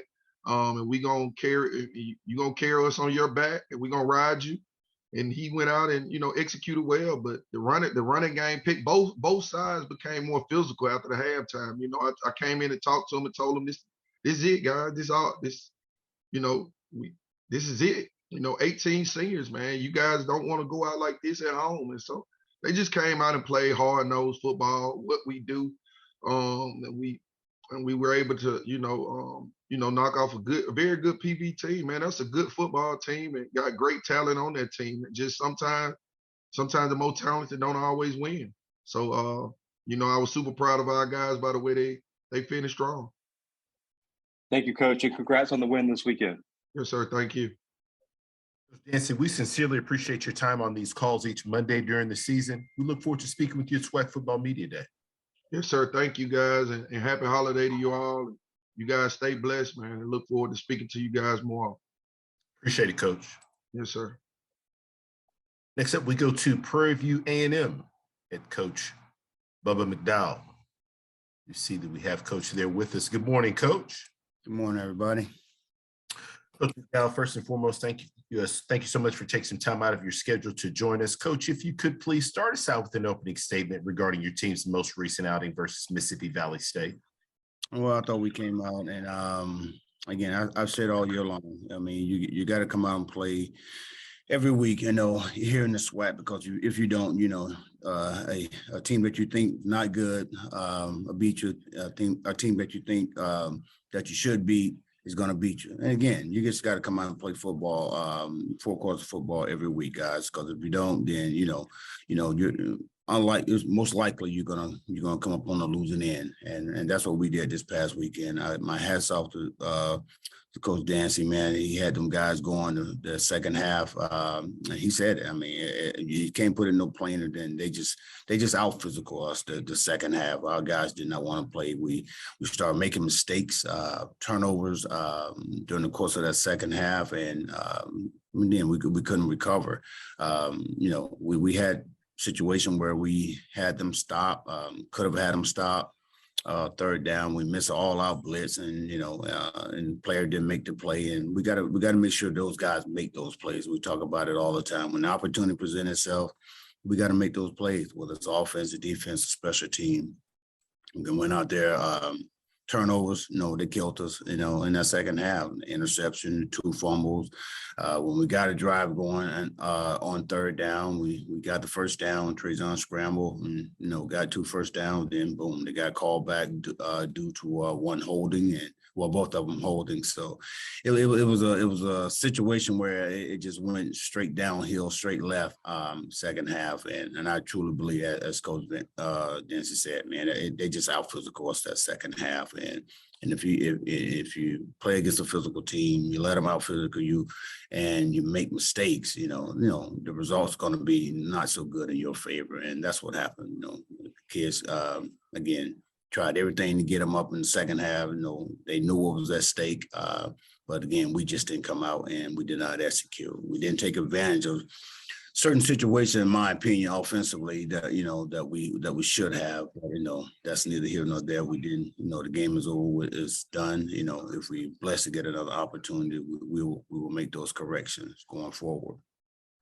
Appreciate those comments, Coach McDowell. First question goes to Dr. Cavill. This is Kenyatta with Dr. Bill's Inside the HBCU Sports. You pretty much broke it down with your synopsis there. One thing I wanted to think about, and it's probably hard to really reflect on this when you look at the ultimate end of the game score, but the defense only gave up 264 yards. Obviously, key third down conversion rates that were allowed by the defense was probably tough, but the overall play, and to get 2 interceptions was solid in terms of the defense. And the offense wasn't able to quite get the momentum to take advantage of what the defense were doing, other than allowing third down conversion rate higher than probably what you would like. Talk a little bit about your defense playing solid overall, but maybe not enough to get the victory. Absolutely, Kenyatta. And again, I mean, we played well defensively, but again, situation where we should have made plays and got off in third down, we didn't do it, and it ended up costing us. And we gotta, we're a better team than that. And I'm not making any excuses. I thought going into this game it was. Still in our favor to win. Just because of the way we've been playing. All year long. I mean, I know we've been a team that was up and down, and again, it's nothing against Dancy and his team because we know, as I said, I mean, you gotta have guys play the game of football, and that's what they do out there. Every week in practice, every week during the game. But you gotta have guys make plays. We put guys in position to make plays, Kenyatta, and they didn't make it, but the other team did, and they came out victorious, man. Two-part question. One is overall philosophy in terms of taking over the program, and the mental capacity in terms of, like you said, playing up all the way through games, all the way through the season. Is that something that you're able to integrate in the team in terms of coaching, bringing in different things to motivate students, or is that a recruiting thing that you can do to recruit a certain type of student athlete? And is that something that you can even see or somehow analyze, or is that something that you, over a period of time, you just realize just happened? Is the first part of the question. The second part is along with that mental part of it. As you said, there's still a chance. How do you make sure that this team stays in a way that if things work out, that they are headed to a championship game and they're not just all of a sudden back up to it, that they're working all the way through for whatever may happen in terms of the Bayou Classic this weekend? Yeah, first one again. I think it's a combination of all that. Again, off season, during the season, you're bringing people in to talk, motivate these kids. Because again, sometimes you got to switch it up.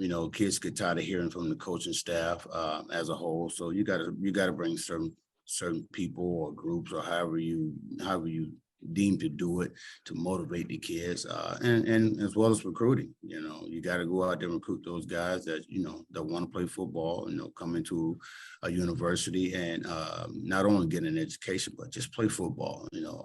Be coachable and go out and play every down as if it's your last down. And I think Coach Robinson said it earlier. You got to be able to relate to these young guys, young kids these days.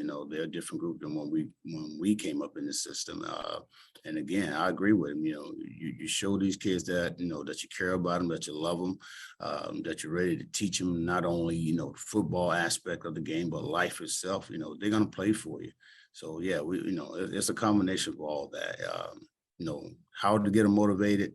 If we have that chance to go and play again after this weekend game. It's all on me. And I got some things that I want to do to implement going into this week as well. We're going to go out, as I told them last night on the Zoom call, we're going to go out and play as if we get ready to go out and play another game. So we're going to go at practice Monday, Tuesday, and Wednesday before the holidays, and before we let them off. It ain't no different. We've been in this position before, and here we are again. So now we just got to go out, and practice, the way we know how to practice. Practice if we're gonna go out and get ready to play a football game and win a football game at the same time. But again, it's all on them, and that's one thing I want to make sure that they was okay from the game. So that's why I called the meeting last night and making sure that they stay together. Because if they don't stay together, we have no chance. Thank you, Coach. Good luck the rest of the season in terms of a favorable outcome. With that said, I look forward to the off season and working with you and speaking with you, particularly during signing day. Absolutely, brother. Happy holidays. You too. Happy holidays. Last question goes to Kendrick Marshall. Yeah, Coach. Football season is always an emotional roller coaster, and you guys after Saturday are kind of on the downturn of that. What are going to be the emotions, or what kind of are the emotions now, knowing you're not in control of your own destiny, you have to wait for outcome of another game to determine whether or not you're going to play again? I mean, emotions are down, but again, that's on me and the coaching staff to get these guys back and ready to go again. As I told them last night, we got to go and prepare as if we're going to go and play another game. So again, you going out there this week and just kind of going through the motion is not going to get it. You got to go out and as if you are getting ready to go play for a game, and play for a championship and try to win it. It's just simple as that. And if those guys buy into that, we're going to be okay. I mean, we're going to be okay. If the outcome plays in our favor, we'll have them ready. I promise you that. Because again, I'm not a guy to sit back and and say, "Whoa, me." When the situation is done, we got to correct it, and that's what we're going to do starting today and starting preparing Tuesday and Wednesday before they take a break and then come back and resume the responsibilities of them dudes getting on that field and being ready. Keep reiterating, getting ready to play a football game. Real quick, as the season goes on, there's always some opportunities where you can nitpick the outcome of certain games that could decide your season. You guys lost at the end to Alcorn State in overtime. You guys had a tough finish this past Saturday.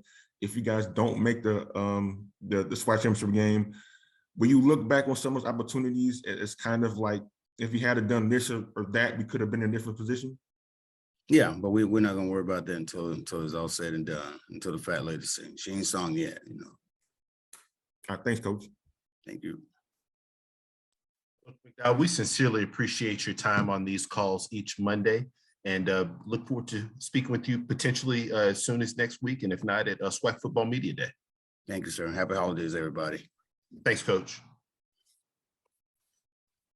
Next, we go to Southern University. Head Coach Eric Dooley. You see that we have Coach with us. Good morning, Coach. Good morning. Coach, I do see that you're in transit, so definitely appreciate you taking some time on the media session with us. Coach Dooley, if you could, obviously, last week, this past Saturday, as you prepare for the Bayou Classic, so if you could just start us out kind of recapping this past week. Well, I had an opportunity just to get some work in, not playing the game, and get some guys back that been banged up. We know we're in the final weeks of the season, so very tough. But just have an opportunity just to get Southern University better because we know this is a huge game when you talk about the Bayou Classic. So things went well for us this past week. Just a little cold outside, but we weathered the storm, and now we're getting prepared for the 49th Bayou Classic. Appreciate those opening comments, Coach Dooley. First question goes to James Hill. Hey, Coach, I hope you and everybody in the Jags Nation are well. When you look at the Bayou Classic, tell us what you see, because you see it from both sides, whether it be Grambling or Southern, but right now you see it from the Southern side. Tell us about this game. Well, it's a huge game. I like to say that the granddaddy of them all. When you talk about the Bayou Classic, you're talking about two in-state rivals that's very, very familiar. You got some households that have both that lives inside. One graduated from Southern, one graduated from Grambling. So, the house is going to be divided for a whole week. So we know the magnitude of it, but it's just an event that I think it's bigger than a football game. It's bigger than a football game. It actually helps both institutions as well as the communities within the city of New Orleans. Coach Marino Cassim, as well as the late, great Eddie Robinson, both of those gentlemen, and yourself, just talk a little bit about being a part of those coaches inside the dome playing in this game. Well, I feel blessed and fortunate to have had the opportunity to play for Eddie Robinson, who we know is a legend, and then play for a coach with a living legend when you talk about Pete Richardson and being under the likes of Marino Cassim. So it's been something that I guess I could never imagine, but I always like to say it, and it's always going to be with me. God is good. Thank you, sir. Have a blessed week and enjoy your turkey dinner. You too. Thank you. Next question goes to Dr. Cavill. This is Kenyatta, Dr. Cavill's inside the HBCU Sports Lab. First, Coach Dooley, be careful out there.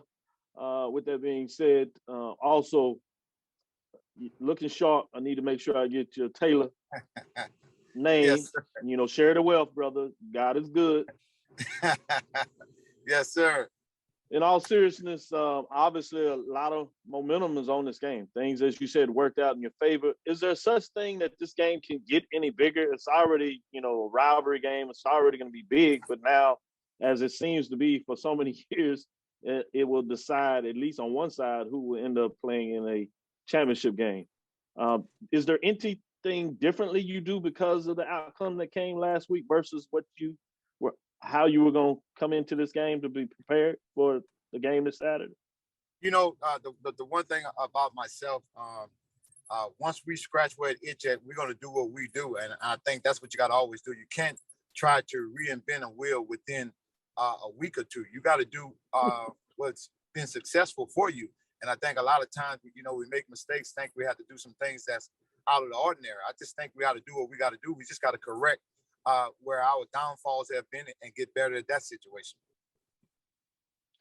Follow-up question is more just a mental philosophy question in terms of that. Obviously, you have strong relationships with coaches that are over there at Prairie View, along with the players.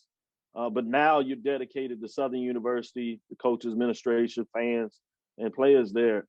How do you go through that mental ups and downs about, hey, this is not necessarily good for Prairie View, but all of a sudden it's a great opportunity for Southern? Do you compartmentalize that as a coach? Do you have to deal with that? Or are you just singularly focused about moving forward? And that's why I like some of the things that, we as a coaching staff that we come up with, and myself, I like that acronym WIN. What's important now? What's important now, right now, that we play this Bayou Classic and execute at a high level. So that acronym goes a long way. Everybody look at it as win. You're talking about winning games. No, what's important now? What's important now that we get Southern University prepared to play a great football team and within a good classic. Coach, much respect. Good luck this weekend. Looking forward to seeing as you move forward, and certainly as we get into the off season for recruiting. Look forward to talking to you then, if not before then, for the championship game. Thanks, Doc. Last question goes to Dwayne Nash.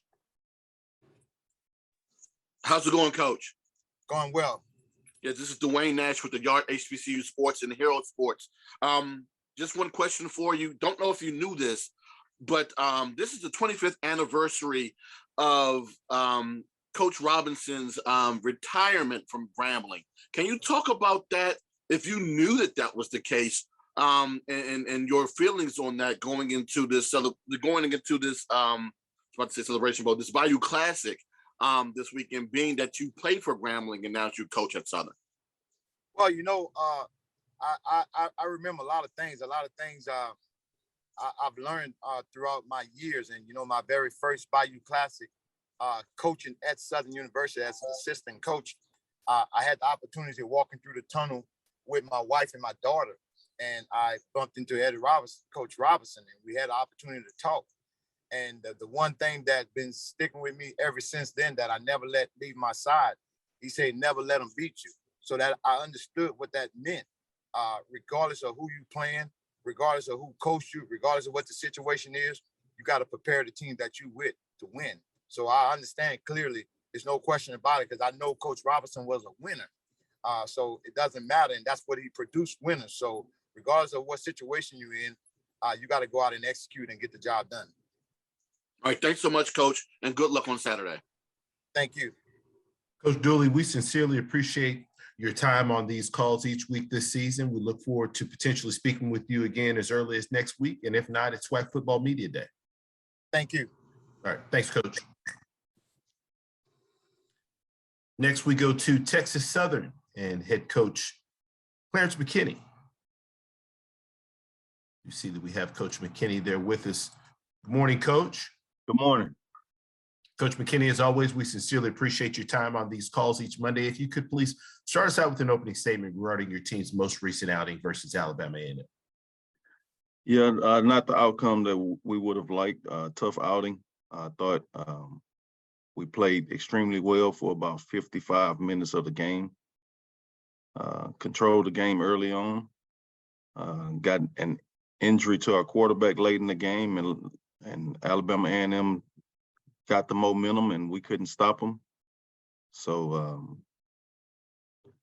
the outcome of the game went in their favor and not ours. Appreciate those opening comments, Coach McKinney. First question goes to Dr. Cavill. This is Dr. Cavill inside the HBCU Sports Lab. You talked about being right in that game and controlling it. And a lot of that was your ability to run the ball. Talk about as a total team in this particular game, how you were able to effectively run the ball for most of the game. Yeah, I think up front, our O-line did really well. Really good job of controlling the line of scrimmage. We added some things where we added a few more QB runs to gain a hat in the block scheme, and I think we were successful in being able to do those things. Follow-up question is about Andrew Body. Obviously, we saw and heard that it was a tough injury. Can you speak any way in terms of how he's doing? Not exactly sure how he's doing. He's at the doctor as we speak, and we're waiting to get a report from that. Well, certainly prayers for him, all players that were injured in this case. Wish them the best. And other than the last 5 minutes of the game, very strong season. So congratulations to continue to build the program moving forward. Have a Thank good you, break. Doc. Yes, sir. You do the same. Thank you. Next question goes to James Hill. Hey, Coach, I hope you and the guys are well. Talk a little bit about the program you're building. You continue to, put guys in a position to earn an education and also win some football games. But just take us into your program right now. As you know, we started a few years ago with a young group of guys that are growing up as we speak. This will be my first class of guys that I signed that will be graduating but continuing with their education. Guys are starting to graduate, which is, you're a student before an athlete. So that's why we call them student athletes, and that's the thing that we're most proud of. We're starting to win games. We've won more each season we've been here, and we feel like we laid a foundation, and we're trying to catch up with the elite teams in the SWAC, and we hope to think that we're closing the gap. Coach, what are your takeaways from your last contest as you move forward? We need to improve in all facets of the game. We need to go out and recruit some guys that can come in and help us immediately, as well as we need to go out and recruit some guys that we can develop and grow and into our own. And so we feel like we're a program on the incline, and we just want to continue to go in that direction. Thank you, sir. Good luck going forward, and have a great holiday week. Yes, sir. Thank you. You do the same. Next question goes to Zach McKinnell. Zach McKinnell, the Blue Bloods. How you doing, Coach? Good. How's it going, Zach? Good. So we talked at SWAC Media Day about how young this team was. As you've seen the growth and maturity of this team throughout the season, who are some players that came into the year a little bit inexperienced, younger, that really emerged as leaders for your team this season? Well, our leader is our quarterback. If Andrew, he stepped on the campus as a true freshman and took over the leadership reins. But the other guys that stepped up to lead are a guy like Isaiah Hamilton, who's a sophomore as well, and he let his play speak for itself. But when he's out there and he talks, the rest of the guys listen. And then you get another young guy in our D-line who was voted by his teammates on our leadership council, and Mike Akins. And so he's a guy who works extremely hard. He leads by example, and he's also a vocal leader, and he's been able to play well. So guys tend to respect those guys that perform. Thank you, Coach, and I hope you have a good offseason. Look forward to talking to you next season. Thank you, Zach. You do the same. Next question goes to Dwayne Nash. Good morning, Coach. Dwayne Nash with the Yard HBCU Sports and Hero Sports. You kind of touched on it a little bit earlier. Your program has most definitely progressed since you've gotten there. Matter of fact, you guys have the best record that the program has ever had, that the program has had since 2014. Can you talk about that progression? And what is the one word that would best describe your season this year and why? Well, as far as the progression goes, I think it has a lot to do with our staff and our programs, development of young talent. We recruited really well for a couple years. Now you're starting to see those guys that we recruit have developed and start to grow and bring some wins to the program. As far as one word for our program and our situation, I don't know if I can put it in just one word, but I probably would say resilience. Our guys come to work every day. They work extremely hard. They don't quit no matter what the situation is. And we're just a group of fighters, and we're going to fight to the end. Thanks so much, Coach. Thank you. Last question goes to Brandon King. Good morning, Coach. How you doing? Good morning, Brandon. Well, how about you? Good deal. Good deal. Doing well. Doing well. This question is kind of be off the beaten path a little bit. Had a conversation with Tennessee State coach Eddie George earlier in the week, and as you know, the two schools haven't played in about 40 years, and I asked if he was open to kind of resuming that series between the two schools and kind of, something I would term, maybe a battle of the TSUs. Kind of getting it from your perspective, how open would you be to the two schools with the same letters getting it on again? I'm all for it. If it's something that's going to bring a lot of people out to the games and give two HBCUs an opportunity to get some exposure, I say let's do it. Absolutely. Let's talk some people and make that happen. With Coach, like I said, I know you didn't get quite the end that you wanted to your season, but nonetheless, congratulations on the season. I want to wish you a happy Thanksgiving to you and the family, and have a great off season. Thank you. Happy Thanksgiving to all of you guys. Thank you. Coach McKinney, we sincerely appreciate your time on these calls each Monday, and we look forward to speaking with you and seeing you at SWAC Football Media Day. Yes, sir. Thank you. Have a good one. Thanks, Coach.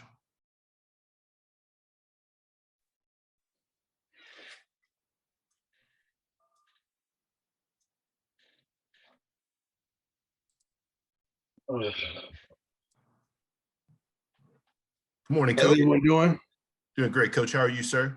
Awesome. Wonderful game last week. Alcorn came to play. I would have thought nothing less.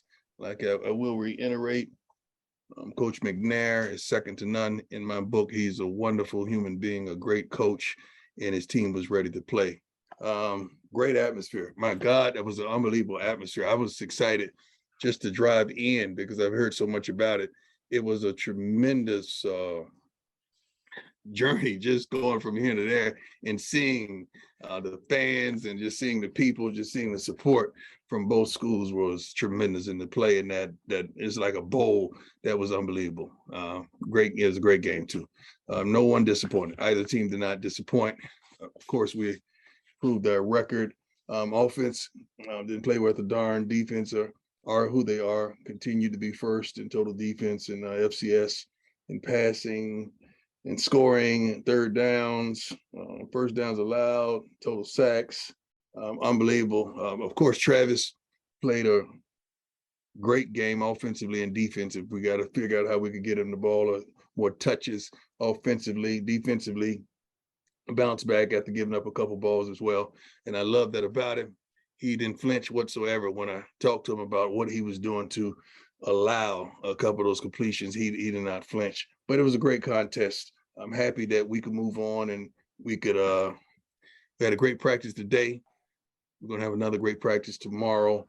Then I'm going to cut the young men loose and let them go enjoy their families. And we'll be back Saturday evening for practice on Sunday. Appreciate those opening comments, Coach. First question goes to Charles Bishop.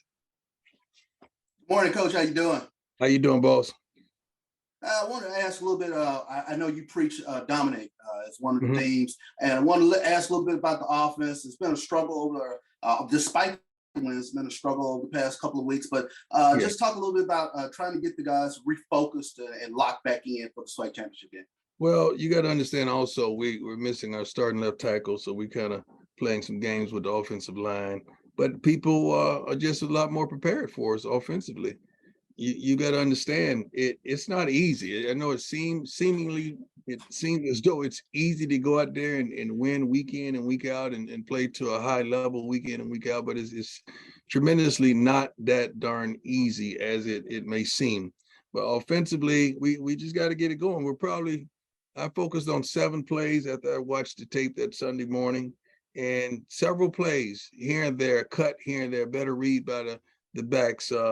Receivers get open and fight a little more. Shador not taking just stupid sacks. It's a whole different game, but that's a tribute to how Alcorn played. So I can't speak negatively on that because they forced us into some of those things. But thank God we have a defense that can play the way they play.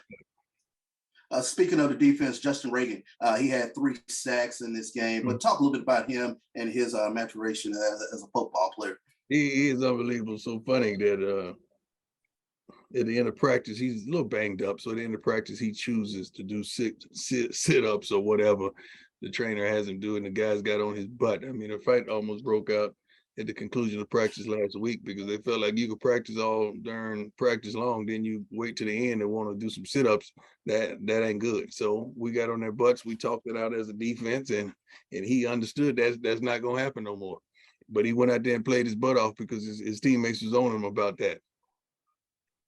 No doubt. Appreciate it, Coach. Thank you. Next question goes to Dr. Cavill. This is Kenyatta, Dr. Bill's Insider Sports Lab. Good to speak with you, Coach. You talked about from the very beginning that Travis Hunter, he's the real deal. He's different. He showed up and showed out loud, on both sides of the ball with the pick reception. Played solid on defense in terms of them even to go his way, which is a different thought process. And then the fact that touchdown catch he made about being able to get his foot in I'm not sure if there's something you can coach. The player has the ability to do that or not. Just tell me a little bit more about Travis Hunter, what makes him so special. Travis loves the game. Travis prepares for the game. Travis is a very confident individual. He likes the challenges, and he's performing against ego. You got to understand, we had 2 quarterbacks the last 2 weeks. You could easily go on the other side of the field and throw the ball, but ego is going to have them say, I'm not going away from Travis Hunter. I'm going to throw the ball to Travis Hunter. And it don't make sense to me. Like you have a whole other side of the field, but you got to still, ego makes you throw the ball at Travis Hunter, which I know what it comes from. It comes from the homies and the teammates all doing the week. Man, you going to try him? Yeah, I'm going to try him. You know, we ain't scared of him. And you see the results of what they get. Now, on the offensive side of the ball, Travis always give you an opportunity. 50-50 balls, he's going to win. If he has a little separation, he's going to make the play. He's going to make the tough catch, or he's going to get a PI.